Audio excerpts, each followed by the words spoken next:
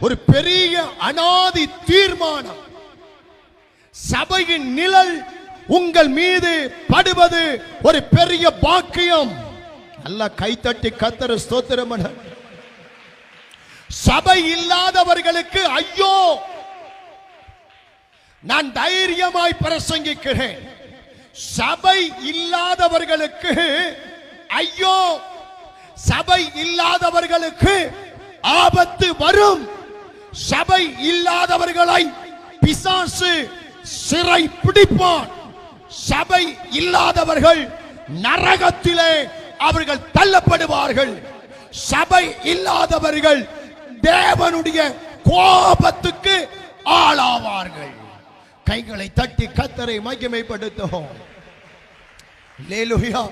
சரியான சபை, சரியான மேய்ப்பன், சரியான ஆவிக்குரிய உபதேசம்